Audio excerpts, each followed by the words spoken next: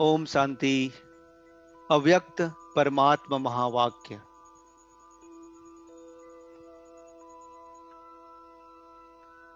अव्यक्त महावाक्य क्या है और इसे पढ़ने से क्या फायदा है? अव्यक्त शिव बाबा और ब्रह्मा बाबा ने ब्रह्मा कुमारी हृदय मोहिनी जी, जिसे शिव बाबा ने साकार ब्रह्मा बाबा द्वारा गुलजार नाम दिया, के माध्यम से ब्रह्मा वत्सों के सम्मुख जो कल्याणकारी महावाक्य उच्चारण किए हैं, उसे ही अव्यक्त महावाक्य कहते हैं।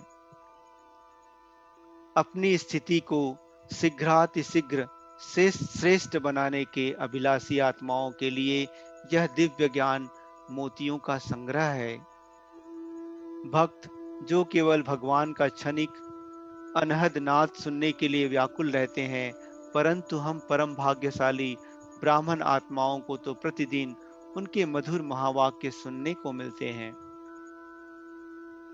इसे पढ़ने से नित्य नई नई प्रेरणाएं आती हैं, नई नई उमंगे तथा नई नई पुरुषार्थ की युक्तियां प्राप्त होती हैं। ये अव्यक्त महावाक्य परम पिता परमात्मा और संपूर्ण अव्यक्त फरिश्ता प्रजापिता ब्रह्मा द्वारा उच्चारे गए हैं, जो विश्व में सर्वश्रेष्ठ हैं। उनके जैसा न कोई था, न है, न ही कोई होगा। उनके जैसा आसान, सहज, सरल और रमणीक तरीके से कोई भी समझा नहीं सकता। फिर भी इन वाणियों में वर्णित एक एक शब्द, एक एक प्रसंग, एक एक उद्धरण, एक एक घटना, ड्रामा के एक एक पॉइंट गुह्य होने के कारण इनको जितनी बार पढ़ते हैं, उतनी ही बार कोई न कोई नई ज्ञान व समझ की युक्ति जरूर मिलती है, जिसके कारण ही द्वापर में ऋषि मुनियों में नेति नेति अर्थात भगवान की महिमा को अपरंपार माना है। ये वाणियां सिर्फ हम ब्राह्मण बच्चों की ही धरोहर नहीं है, बल्कि विश्व की हर आत्मा इनके अधिकारी है। और बाबा ने ये वाणियां हर वो आत्मा के लिए चलाई है जो इस रुद्र ज्ञान यज्ञ में किसी न किसी तरह से सहयोगी हैं। बाबा जब विभिन्न पार्टियों से मिलते थे, तो उनके हिसाब से वाक्य उच्चारण करते थे। टीचर बहनों व भाइयों, वैज्ञानिकों, इंजीनियरों, डॉक्टरों, वकीलों, जजों, व्यवसायियों, गृहस्थों, योगियों, किसानों आदि आदि के साथ जब बाबा बात करते थे या डायरेक्शन देते थे, तो उनके हिसाब से उनके ही भाषा में समझाते थे। इसलिए बाबा की भाषा पूरे विश्व को संबोधित करने वाली है। और क्यों ना हो, आखिर सभी तो उसके लाडले और सिखिलते बच्चे जो हैं। अव्यक्त महावाक्य को जो ज्यादा से ज्यादा पढ़ेगा या सुनेगा, उसे अपने अव्यक्त स्थिति में स्थित होने में मदद मिलेगी। इसे पढ़ने या सुनने से मन के विकारी संकल्प समाप्त हो जाएगा और सतयुगी संस्कार अपने आप जागृत हो जाएगा। परमपिता परमात्मा शिव बाबा और संपूर्ण अव्यक्त ब्रह्मा बाबा द्वारा उच्चारे गए अव्यक्त महावाक्य ईश्वरीय ज्ञान और अनुभवों का यह अथाह भंडार है। बाप दादा द्वारा उच्चारित एक एक शब्द, एक एक महावाक्य का अगर विस्तार किया जाए, तो उससे ही और कई ग्रंथ लिखे जा सकते हैं। साकार महावाक्य से हम ईश्वरीय ज्ञान को अच्छी तरह से समझ सकते हैं, परंतु अव्यक्त महावाक्य हमें इस ज्ञान को अपने जीवन में उतारने और अनुभव करने की शिक्षा प्रदान करता है। इस ईश्वरीय अव्यक्त महावाक्य से जीवन की हर समस्याओं का समाधान अत्यंत ही सुगमता से होता है। हर एक श्रेष्ठ तपस्वी के लिए ये वाणियां अनुपम औषधि है तथा अमृत तुल्य है। ये वाणियां साकार ब्रह्मा बाबा के अव्यक्त होने के तुरंत बाद सुनाई गई है, इसलिए इनमें ब्रह्मा बाबा के कई अनुभवों का उल्लेख आया है, जिन्हें पढ़कर उनके सूक्ष्म पुरुषार्थ की झलक स्पष्ट रूप से सामने आती है और उन्हें फॉलो करना अत्यंत ही सरल हो जाता है। संग दोष से नुकसान और उनसे बचने की सहज विधि इन वाणियों में दी गई है। इसमें अति सुंदर प्रवाह है, अलौकिक रस है तथा इनके पठन से निरंतर अतीन्द्रिय सुख का आभास होता है। इन वाणियों में स्वयं की स्थिति को अव्यक्त बनाने की सरल विधियों का रोचक और संपूर्ण विवरण मिलता है। योग की सूक्ष्म स्थितियों का विस्तार पूर्वक वर्णन किया गया है। बीज रूप स्थिति प्राप्त करने की सहज विधि सरल तरीके से समझाई गई है। कर्मातीत स्थिति का अनुभव और उसमें स्थित होने की सहज विधि का संपूर्ण वर्णन किया गया है। व्यर्थ संकल्पों और व्यर्थ विकल्पों पर जीत पाने की विधि दी गई है। वायुमंडल के प्रभाव से बचने का उपाय और विभिन्न विघ्नों पर विजय प्राप्त करने की विधि पर प्रकाश डाला गया है। प्रतिदिन प्रातः इन महावाक्यों का अध्ययन यदि निर्मल मन से किया जाए और उन पर मनन करके अभ्यास में लाया जाए तो ये वाणियां जीवन को संपूर्ण और साक्षात्कार मूर्त बनाने में पूर्ण सहायक सिद्ध होंगी। प्रकाश की गति से किसी अन्य मानव शरीरधारी आत्मा के पास पहुंचकर उसकी आध्यात्मिक सेवा करने, अपने योग के प्रकंपनों के द्वारा वातावरण को बदलने और दूसरों की वृत्ति को शुद्ध करने, उन्हें शांति प्रदान करने तथा विश्व कल्याण के बृहद सेवा पर उपस्थित होने आदि आदि की बातों को इन महावाक्यों में बहुत ही प्रेरणादायक तथा स्पष्ट रूप से कहा गया है। इन्हें पढ़कर यह विचार बलवती हो जाती है कि इस पार्थिव नश्वर कलेवर के स्थूल तत्व से ऊपर उठकर प्रकाशमय रूप अथवा अंतःवाहक शरीर द्वारा विश्व सेवा की जाए और हम आनंदानुभूति से आत्मा को सरोवर करके दूसरों की समस्याओं को सुलझाने के लिए शिव शक्ति तथा विद्या विनाशक रूप ही धारण किए रखो। ये वाणियां बार बार पढ़ने, मनन करने तथा आचरण में लाने जैसी है। इनमें योग स्थिति को उच्च बनाने, व्यवहार का संपूर्ण दिव्यीकरण करने और परोपकार तथा लोक सेवा द्वारा स्वयं भी दूसरों के आशीर्वाद का पात्र बनने और एक नए समाज का निर्माण करने आदि के बारे में बहुत ही उत्तम शिक्षाओं एवं युक्तियों का उल्लेख है। इसमें अव्यक्त बाप दादा ने परोपकारी की जो परिभाषा की है, इसे पढ़कर बहुत प्रेरणा मिलती है और अनेक सूक्ष्म रहस्यों का बोध होता है। विस्तार को ना देख, सार अथवा बिंदु को देखने की जो शिक्षा बाप दादा ने दी है, उसको तो पढ़कर मन गदगद हो जाता है और ऐसा लगता है कि जीवन को महान बनाने का रास्ता मिल गया है। हम दूसरों के अवगुणों पर ध्यान देकर अपने पाप के वजन को बढ़ाते हैं और जैसे शारीरिक वजन बढ़ने से बीमारियां पैदा होती हैं, वैसे ही हम मानसिक बीमारियां मोल ले लेते हैं। इन वाणियों को पढ़ने से मनुष्य अपने समय, श्वास आदि खजानों को व्यर्थ ना गंवाकर एक उज्जवल ज्योति बन सकता है। इन वाणियों को सुनने और धारण करके रियल्टी की सूरत से रॉयल्टी से फरिश्ते की तरह बन जाते हैं। अव्यक्त वाणियों में सरलता के साथ साथ गुह्यता, मधुरता, आत्मीयता, महानता और सर्वोच्च अलौकिकता भरी हुई होती है। ये शब्दों और व्याख्या की दृष्टि से जितनी सरल है, यह भाव, अर्थ और धारण में उतनी ही गहन है। अतः इनका पूर्ण लाभ होने के लिए इनका पुनः पुनः मनन आवश्यक है।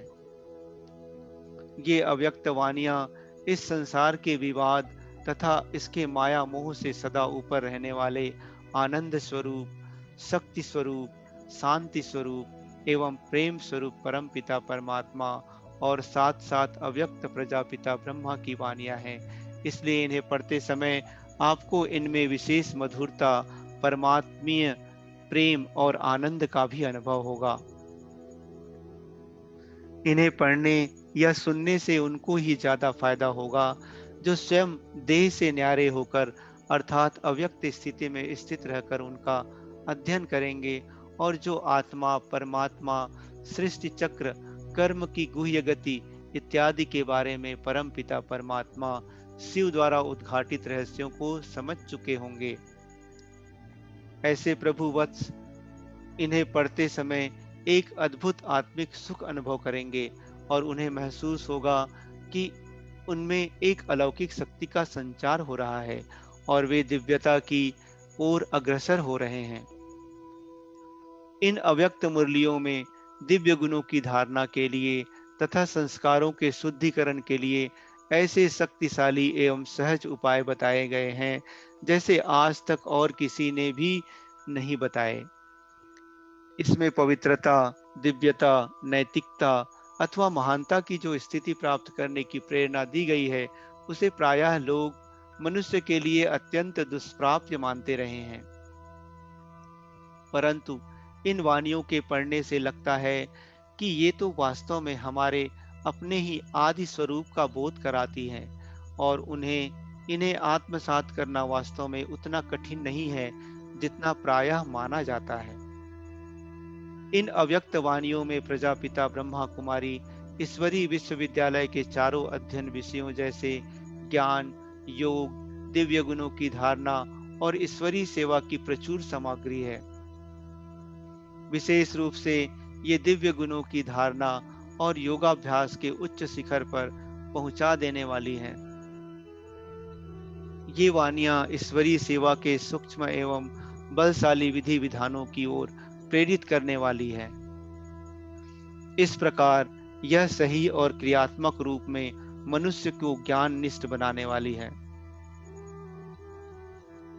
इनके अध्ययन करने वाले की वृत्ति त्यागमय, बुद्धि योग युक्त, दृष्टि आत्मिक, स्मृति ईश्वरीय, कृति महान मूर्त, तपस्यामय और जीवन सेवारत बनेगा। अव्यक्त वाणियों की भाषा अलौकिक और एक प्रकार से सर्वभाषा समन्वय अथवा विविध भाषाओं का संगम है। इसमें केवल भारत के विभिन्न प्रदेशों की भाषाओं के ही शब्द नहीं बल्कि अंग्रेजी भाषा के आम बोलचाल के भी शब्द हैं और अनेक बार इनका विचित्र प्रयोग कल्याणमय प्रतीत होता है। इस भाषा का अपना एक विशेष ही रस है। इन अव्यक्त वाणियों में दी गई शिक्षाओं के सहयोग से अध्येतागण अपनी अव्यक्त स्थिति में स्थित होकर ईश्वरीय जन्म सिद्ध अधिकार अवश्य प्राप्त करेंगे। ऐसा महसूस होता है कि परमपिता परमात्मा आत्माओं को संबोधित कर कह रहे हैं और बातों ही बातों में देह से न्यारी एवं मधुर अवस्था में स्थित करते जा रहे हैं। ये अव्यक्त वाणियां अव्यक्त स्थिति में टिक जाने के लिए, परिस्थिति पर स्व स्थिति द्वारा विजय प्राप्त करने के लिए और परम पिता परमात्मा के समान गुण धारण करने के लिए ये इतने सरस और दिव्य रीति से मन को तैयार कर लेती हैं कि जिससे लगता है कि इस स्थिति को प्राप्त करना कठिन नहीं। इस वाणी संग्रह में से हर एक वाणी एक लिफ्ट की तरह सर्वोच्च अवस्था की ओर ले जाती है और मन करता है कि इसी आनंददायक अवस्था में ही बने रहें। इस वाणी रूपी अनमोल रत्नमाला में अनेक रंग बिरंगे रत्न हैं। हर एक रत्न का अपना अपना प्रकाश है। कुल मिलाकर इस सारे प्रकाश का ऐसा प्रभाव पड़ता है कि आत्मा अपनी दिव्य यात्रा के मार्ग को न केवल पूरा देख सकती है बल्कि उसे अपनी मंजिल समीप और बहुत ही सुंदर, आकर्षणकारी तथा आमंत्रित करती हुई विदित होती है। इन अव्यक्त वाणियों में आध्यात्मिक पुरुषार्थ के महत्वपूर्ण विषय को सहज और सरलता से समझाया गया है। सिद्ध स्वरूप बनने की सहज विधि, अंतःवाहक शरीर द्वारा सेवा की विधि, जिम्मेदारी उठाने के फायदे, परिस्थिति को पार करने के लिए स्व स्थिति में रहने की विधि, परमात्मा के मन रूपी तख्त पर बैठने का सहज चिन्ह, सेवा का अंतिम स्वरूप आदि आदि विषयों पर गहनता से चर्चा की गई है।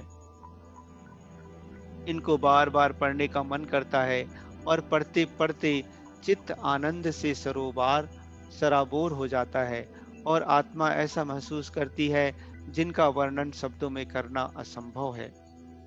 यदि ऐसी दृष्टि से देखा जाए तो ये वानियां केवल वानियां नहीं बल्कि आत्माओं रूपी वत्सों के लिए परमपिता परमात्मा का दिव्य एवं अनमोल वरदान है। ये वानियां आत्मा का दिव्य श्रृंगार है, एक अतुल खजाना है। इन वानियों को पढ़ते पढ़ते आत्मा उड़ने लगती है। इन वानियों का एक एक शब्द आत्मा को जगाने वाला है और परमात्मा के प्यार को अभिव्यक्त करने वाला है। ये अनमोल अव्यक्त वानियां ईश्वरीय निधि है। इन अव्यक्त वानियों में योग की स्थिति को उच्च बनाने, व्यवहार का संपूर्ण दिव्यीकरण करने और परोपकार तथा लोक सेवा द्वारा स्वयं भी दूसरों के आशीर्वाद का पात्र बनने और एक नए दिव्य समाज का निर्माण करने आदि के बारे में बहुत ही उत्तम शिक्षाओं एवं युक्तियों का उल्लेख है। बाबा का एक एक शब्द अनमोल रहस्यों से भरा हुआ है। एक एक बोल से बच्चों के प्रति अति स्नेह टपकता है। इन वानियों द्वारा बाबा चाहता है कि हम शीघ्र बाप समान बन जाएं। ये वानियां न केवल अपने में एक अनमोल खजाना है, अपितु पवित्रता, दिव्यता, शांति, शक्ति, आनंद और अन्य सब प्रकार के खजानों के लिए चाबी है। यदि इन वानियों को बार बार पढ़ा जाए और दृढ़ता से धारण में लाया जाए तो शीघ्र ही आत्मा उड़ती कला में जा सकती है। इन वानियों में बाबा ने विशेष कुमारों के लिए, कन्याओं के लिए, बच्चों के लिए, माताओं के लिए तथा अधर कुमारों के लिए अनमोल शिक्षाएं दी हैं। इन वानियों में कितने ही हीरे और रत्न भरे पड़े हैं। ये पढ़ने, मनन करने और धारण करने योग्य हैं ताकि आत्मा आत्म स्वरूप में स्थित होकर उड़ती कला का अनुभव कर सके। इन अव्यक्त वाणियों में बाप दादा ने अहम, वहम और रहम की जो परिभाषा की है उसे पढ़कर बहुत ही प्रेरणा मिलती है और अनेक सूक्ष्म रहस्यों का बोध होता है। नम्रता रूपी कवच द्वारा स्नेह और सहयोग की प्राप्ति की जो शिक्षा बाप दादा ने दी है उन उसको तो पढ़कर मन गदगद हो जाता है और ऐसा लगता है कि जीवन को महान बनाने का रास्ता मिल गया है। वेस्ट अर्थात व्यर्थ और वेट अर्थात बोझ को समाप्त करने की जो शिक्षा बाप दादा ने दी है उसे यदि हम अपने जीवन में धारण करते हैं तो हमारा जीवन सचमुच ही गुणमूर्त बन जाएगा और हमारे मन से स्वतः सर्व के प्रति शुभ भावना, शुभ कामनाएं ही निकलेगी तथा हम वास्तविक रूप से विश्व कल्याणकारी विश्व राज्याधिकारी बन जाएंगे। इन अव्यक्त महावाक्यों को पढ़ते पढ़ते अथवा सुनते सुनते ही आत्मा को ऐसा अनुभव होता है कि वह देह से न्यारी और शांति से शीतल हो रही है। साथ साथ उसे यह भी अनुभव होता है कि उसके प्रकाश और शक्ति में वृद्धि होते होते उसकी स्थिति ऐसी होती जा रही है जिसमें उसे एक अनोखा हर्ष, आह्लाद, उल्लास और दिव्यता का अनुभव हो रहा है। चाहे आसपास के वातावरण में लोग बैठे हों और चहल पहल हो रही हो, परंतु इन महावाक्यों को पढ़ते पढ़ते हमें एकांत तथा मधुर अवस्था का आभास होता है जिसमें हम समा जाना चाहते हैं।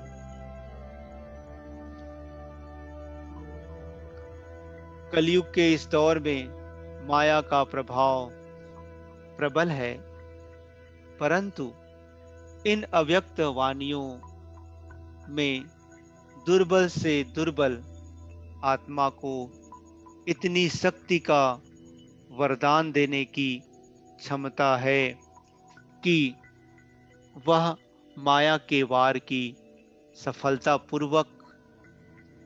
सफलतापूर्ण रीति से सामना कर सके। माया का कोई भी रूप ऐसा नहीं है जिससे छुटकारा पाने के लिए इन वाणियों से हल और बल ना मिलता हो। मनुष्य आत्मा के ऐसे संस्कार जिनसे उसे अशांति मिलती हो, इन अव्यक्त वाणियों के अध्ययन से मिटने शुरू हो जाते हैं। इन अव्यक्त महावाक्यों से एक नया जीवन मिलता है, जिससे ऐसा अनुभव होता है कि आत्मा का जो अनादि निर्मल स्वरूप और शांत स्वधर्म है, आत्मा उसमें स्थित हो गई है। विशेष बात तो यह है कि मन को ऐसी संतुष्टता का अनुभव होता है कि जीवन सफल हो रहा है और दूसरों की सेवा का भी सुपुरुषार्थ हो रहा है। पुराने जीवन के संस्मरण ओझल और अतीत में विलीन होने लगते हैं और नए स्वर्णिम सुमधुर स्वच्छ जीवन के स्मरण उभरने लगते हैं और आत्मा को ताजगी, तल्लीनता और तृप्ति देते हैं। इन अव्यक्त वाणियों में बाप दादा हमेशा विश्व की सेवा करने की प्रेरणा देते और सेवा करने का उपयुक्त तरीका भी बताते हैं। यदि हम ऐसे पुरुषार्थ में लग जाएं जिसमें दूसरों को पवित्र बनाने के अतिरिक्त दूसरे संकल्प उठाने का स्थान ही ना हो, तो इसमें अपनी भी द्रुत गति से उन्नति होगी और दूसरों को शांति, शक्ति और शुद्धि देने की सेवा के फलस्वरूप आशीर्वाद भी मिलेगा। वह आत्मा सौभाग्यशाली है जो अपने मन, वचन और कर्म को इन महावाक्यों के अनुसार चलाती है। इन अव्यक्त वाणियों में मनसा सेवा जैसे सूक्ष्म विषयों पर भी स्पष्ट रूप से समझाया गया है। हमारा मन और हमारे संकल्प ऐसे शुद्ध, पवित्र और योग युक्त हो जाएं कि हम दूर बैठे हुए भी आत्माओं को शांति और शीतलता देने की सेवा कर सकें। इससे बढ़कर और क्या सिद्धि हो सकती है।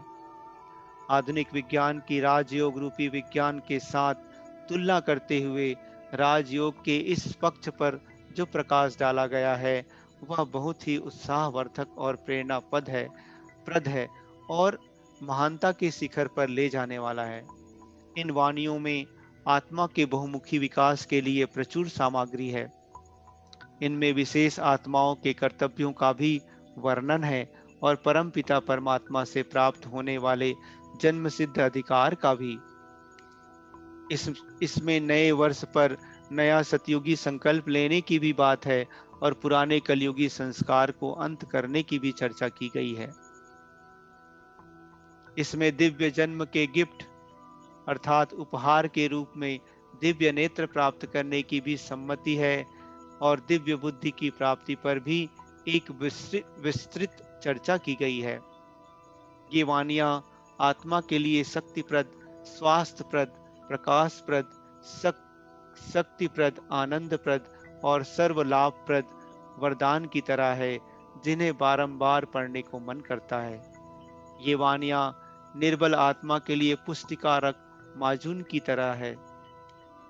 इनमें हर व्यवसाय, हर वर्ग, हर आयु भाग, प्रायः हर प्रदेश और देश से संबंधित आत्माओं में अद्भुत रीति से एक नई उमंग, नया उत्साह, नई प्रेरणा और नया जीवन संचारित करने की क्षमता है।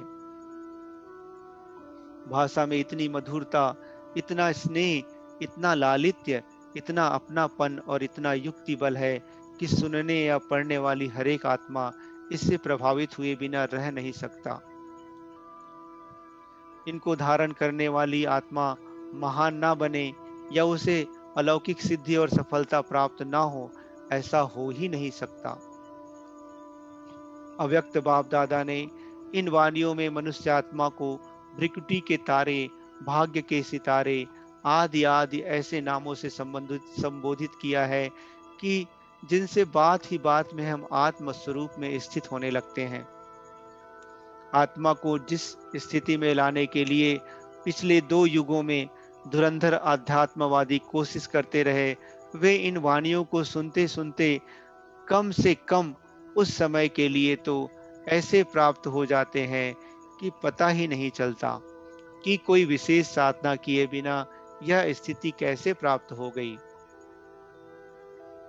एक ऐसा आनंद अनुभव होता है, एक ऐसी अद्भुत मस्ती चढ़ जाती है और ऐसा आंतरिक सुख आत्मा में प्रकट होता है कि जिसके सामने संसार के सब खजाने नगण्य महसूस होते हैं।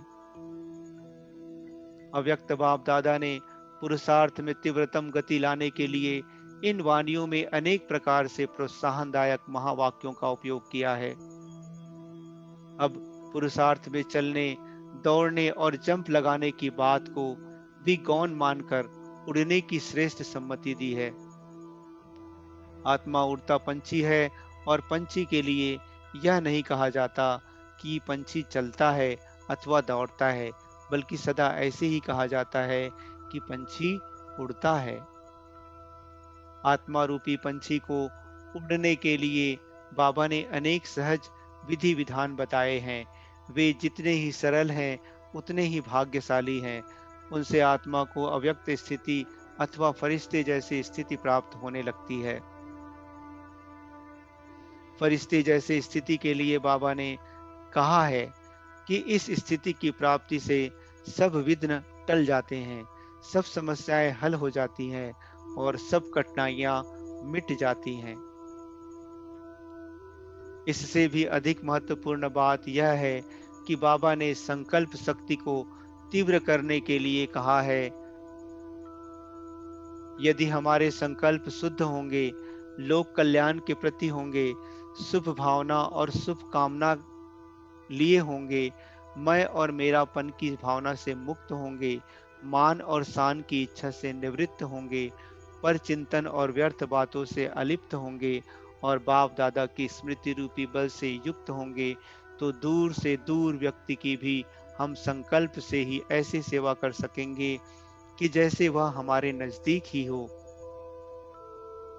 इन अव्यक्त वाणियों में आध्यात्मिक पुरुषार्थ के हर पहलू पर कोई न कोई नई और अत्यंत उपयोगी बात कही गई है, जिससे कि जीवन को महान बनाने के लिए बहुत बल मिलता है।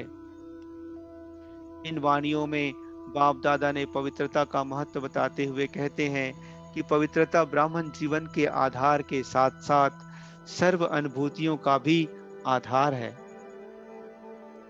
साधनों को अपने जीवन का आधार न बनाकर उन्हें साधना के लिए प्रयोग करना चाहिए।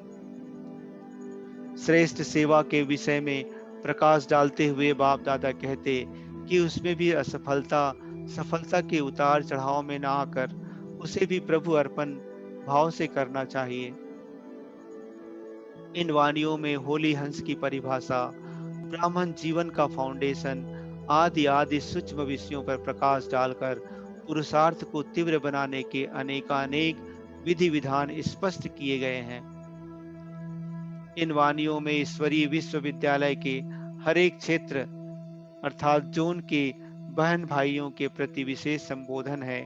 हर प्रदेश या प्रदेश खंड के नाम की नई व्याख्या से वहां के बहन भाइयों में रूहानियत भरने का सफल सुकृत्य है और बहुत से वर्गों के प्रति प्रेरणादायक महावाक्य है। ये अव्यक्त वाणियां हर एक आत्मा को उत्साह और उमंग के पंख देकर उड़ती कला में ले जाने के लिए एक प्रभावशाली वरदान है। इससे यह निष्कर्ष निकलता है कि इन अव्यक्त महावाक्यों को पढ़ने, सुनने, मनन करने और अपने जीवन में धारण करने मात्र से ही हम ब्राह्मण आत्माएं अपनी संपूर्ण अवस्था को सहज ही तरीके से प्राप्त कर सकते हैं। इसलिए इन महावाक्यों को प्रतिदिन सवेरे 5 बजे और शाम को 7:30 बजे नियमित रूप से एक आज्ञाकारी शिष्य की भांति अध्ययन करेंगे। इन महावाक्यों को पढ़ने और सुनने से एक और महत्वपूर्ण फायदा यह है कि हमारी हिंदी पढ़ने और बोलने की बहुत अच्छी प्रैक्टिस अर्थात अभ्यास हो जाएगा, क्योंकि सतयुग और त्रेता में पूरे विश्व की एकमात्र भाषा हिंदी ही होगी। अच्छा, ओम शांति।